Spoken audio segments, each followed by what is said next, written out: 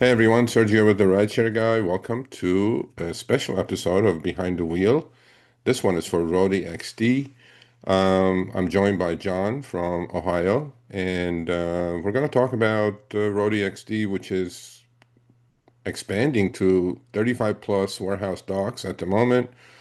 And the important thing is with Roadie XD, it's not like regular gig work. You may have to have some adjustments to do.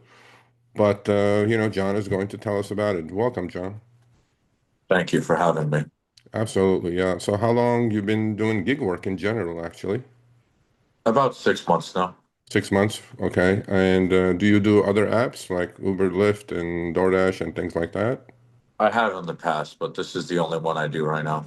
Okay, so it must be good enough for you to do it. Um, how did you find out about Roadie XD and how did you get in it? Just, I think I just Googled different ride sharing apps and Uh-huh. I just got blessed with the opportunity. Yeah, absolutely. So, as I said, as a regular gig worker, like I drive for 8, 9 different apps. Basically, we're driving people around, If you do Uber and Lyft or DoorDash or Uber Eats, you're doing food delivery. And but Roadie XD is a little different than regular Roadie, right? Yes. Yeah. So, as far as your experience, let's talk a little bit about that. You said you've been doing Roadie XD for 6 months. Um, Do you have a larger car or do you have a van or Sprinter van? How do you do it? I was originally driving with the Toyota RAV4 Hmm. 2021, and now I have a Jeep Renegade 2017. Okay. Let's talk a little bit about that. Did you get the Jeep in order to do Roadie XT or you already had it just adjusted to it? No, I got the Jeep because my other car broke down and I got a good deal on it. So I've just been lucky enough to be able to continue to work on the app with the new vehicle. Okay. Let's talk a little bit about your typical day working with Roadie XD app. So what do? You wake up early or pick up some shifts? So tell us how the process works. For me, I go to the gym in the morning, Okay. get my day started. Hmm. That mentally gets me prepared. And typically, if I'm lucky enough, I'll pick up one of the gigs from the warehouse. I've never actually done a block before. Hmm. So typically, those gigs last about 5 to 6 hours. I can make good money with those, and I'm on the road for a long time, so I don't have to consistently go to different stops. And typically, they put me out about an hour to 2 hours away from home, Okay. but I'm able to make typically what I'm looking for in a one day with one of those gigs. Hmm. So figure if I'm out for 5 hours and then it takes me 2 hours to get home, that's about 7 hours. Hmm. That's pretty much a full day of work for me. Okay. So How far is the warehouse from your home actually? 15 minutes. Okay, so you're close to the warehouse, but you're saying the last delivery you do may put you a couple hours away. Exactly. Okay. Do you have a preference though before you pick up the block to see how far you're going? Do you know where you're going? Just more money the merrier. Yeah, money talks, bullshit walks. Yeah, exactly. Yeah, in gig work, what we do is we sell our time for money, basically. That's what gig work is, right? And I think it's great. Um, so let's start with so you're up, you're 15 minutes away, you picked up a block, you're at the warehouse now, right? So you give us an idea about what you do at the warehouse, what kind of process it is as far as warehouse operations are concerned, like scanning or sorting and staging and returns and things like that. So for me, I park in the appropriate spot at the warehouse. Hmm. The one that I go to, it's very easy. The workers there, they just grab the load and they bring it out, and then I take the load to the back of my car. And then what I do to help me become more efficient is I kind of know the general areas for how long I've been working. So like the bigger boxes that I know that are going to be towards the end of the route, I kind Hmm. of stick in the back. And Hmm. what I do is let's just say here's the trunk and Hmm. here's the box. Hmm. I put the the barcode right in front so that I can see when I open it up, I can have all the different addresses right there. So I'm not just spending 5 to 10 minutes to find out which box I need. Mm-hmm. And then um, I put the big ones in the back and I put the little ones on top of it. And Mm-hmm. then I kind of like do like reverse Tetris to make it all fit. I've never had an experience where I haven't been able to fit everything in my trunk. Um, but with that being said, though, you know, at one point they were doing boxes from the warehouse. Now they've been doing air filters. Mm-hmm. So typically, if an air filter delivery has, I don't know, 12, 15 orders, I can still manage it. But Mm-hmm. like back then when they were doing boxes, I could only take like 7 or 8. So I Mm-hmm. kind of have to think like how much or how little it's going to be to be able to kind of fit in my trunk. And then I also have to just manage it correctly when I'm putting it in there. Yeah, I mean, obviously you created yourself a routine, not only a routine, but a process, right? How to be very, very efficient at what you do. Yes, sir. Yeah, I mean, it makes sense to me that the last delivery should be in the back of the van, as opposed to the first one, and then you're scrambling to fit boxes, less work for you, and faster deliveries, obviously. So the sorting and staging, you're doing it properly. How long did it take you to kind of get this type of process down, actually? I'm sure the first day you didn't do this, and then after a while with experience, you started doing it, right? I've delivered for on and off for shit like 12 years now. Okay. So it kind of just came natural, probably literally by the second or third time. I think the biggest thing for new drivers is, like I said, the address needs to be in the front. You Okay. know, if the big box has more boxes in front of it, and then the address is faced towards the back of the driver's seat, I'm gonna have to take everything out of the trunk to be able to figure out which one it is if I don't get lucky enough to have one of them in the front. Right. So, well, these items obviously they're at warehouses, so they're not your typical small packages, right? And then you have to be you're lifting heavy boxes, let's say, or right? So you have to be in kind of decent shape to do this. From the warehouse, nothing's heavy. Okay. Um, I've had heavier stuff from Walmart. I've had like ovens in a box, 100 pounds. Okay. Like an old lady can't do that. Someone that's like 5'10", 120 pounds, they're not going to be able to do that either. Yeah. So Yeah. that makes it limited for them to be able to get some of the orders. Yeah. Let's talk a little bit about extended time on the road and navigating multiple stops. How do you manage that part of the gig?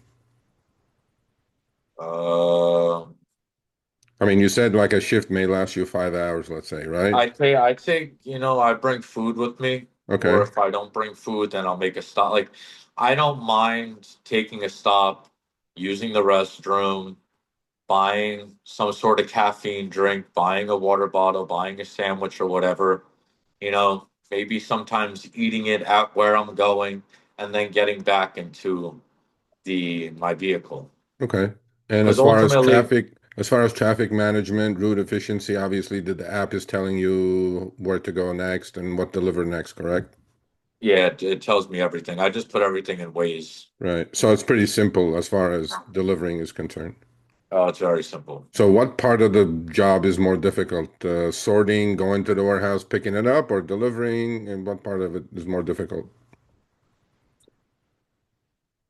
I think sometimes, I think the most difficult thing for me that I've experienced has been so the warehouse jobs, I'm in Ohio. So, Okay. you go outside of Columbus Mm-hmm. and you're going to be sometimes in the middle of cornfields. Okay. And there's going to be no cell service sometimes. Okay. So when that happens, that could add 20 to 30 minutes on my order. One time I wasn't even able to complete the order to the point where I had to end up returning it and I Mm-hmm. wasn't able to work for almost 2 days. Okay. So Is it consistent work though with Roadie XD in general? it's consistent, but if I want the deliveries, if I want the gigs that I truly want, Yeah. then I need to be ready to get those warehouse gigs from like 9:30 to 9:45. Okay. Yeah. Um, Couple other questions and then I'll let you go. So in your experience, okay, you said you've done deliveries for 12 years. Obviously, you're good at what you're doing and it's satisfactory to you as far as income is concerned, right? With Roadie XD. In your experience, how does working with Roadie XD differ from other gig work or other deliveries you've done in the past? Well, my favorite part about it is after I pick up the package from the seller, it's a contactless delivery. Okay. So I just go and take it to them. Sometimes, I could have, three different, my car could, let's just say, be a little bit messy, Okay. and I don't need to worry about, a passenger coming in or anything like that. And then I also don't need to worry about food spilling or my car smelling like, some type of burger because I'm on a DoorDash order or something, Yeah, you know what yeah, I'm saying? yeah. So So would you give me like in a couple more minutes, give me like some tips and tricks that you would suggest or personal tips to other drivers or new drivers who are going to watch this and say, "Hey, I want to give this a try." Give them some tips and tricks. pace yourself, you know, I've driven for 12, 13 hours in one day, and Mm-hmm. then the next day I don't want to do it. Okay. You know, I also need to set a schedule for myself. If this is going to be my only source of income, Mm-hmm. I need to be willing to put in 8 hours, 6 days a week, or however much I need to hit my goals for the month to pay my Right. bills. So you do set goals for the month and then you try to hit your goals, earnings goals, right? Yeah, I typically set a daily goal is what's best for me. Okay. You know, And or are you hitting those consistently? I hit within 20% of it. Well, some days over, some days under, right? Exactly. Um, I'm going to give you the floor for the last couple of minutes and, tell our audience about how your experience has been over the last 6 months with Roadie and if you would suggest others picking this up as a gig, as a side gig. Well, it doesn't seem like it's a side gig. This is the only income you have with Roadie XD At the moment, I'm in between. at the moment? Okay. And yeah, so, floor is yours. Give us some advice. I think so. I live in the capital of Ohio. Okay. I go 20 to 30 minutes, 45 minutes outside, and I'm in the country. Gas prices where I'm at could be 2.75, $3, for example. I go outside $2.30. That's a big difference. I also use other apps to help me save more money on gas Yeah. or scan the receipt to save even more money. And then I keep track of all my receipts so then eventually when taxes come, I can deduct money from my taxes. So you're basically running this as a small business. Exactly. Yeah, which we highly recommend for everyone to do, whatever gig work you're doing, from rideshare to food or deliveries or Roadie XD, whatever. Treat this as your small business, folks, because you do have expenses and you have to factor those in and you have to understand. It seems like John has figured that out. So you are treating this as your own small business, basically. Yes. Okay. Anything else to add, John? Just pace yourself, give yourself a break. Don't be too hard on yourself. If, if all the warehouse gigs are taken, you know, then just go to the smaller gigs, that pay a fraction of what they pay and maybe don't stay out as long. And then, mentally go to sleep a little earlier, wake up a little bit earlier, and make sure you're ready for when those gigs come out. Yeah. So Yeah. I just say just easy does it. Yeah. It's a blessing to be able to have something that I can turn it off and on whenever I want. Technically, I don't have a boss. I just sometimes got to deal with the angry customers, but besides that, it's pretty Well, easy. yeah, flexibility is the key, right? I mean, Yeah, exactly. nobody's pushing you to do this or to do that like a human on top of your head, like a manager or whatever,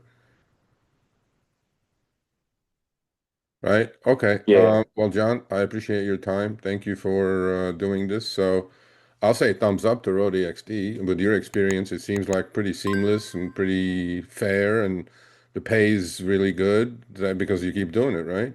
Exactly. Okay. Well, so you please be safe out there, and we'll see you guys on the next one. All right. Thank you. Have a great day.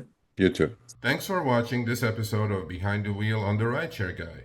We've been doing these interviews for the past 6 months with very successful drivers from different cities around the nation.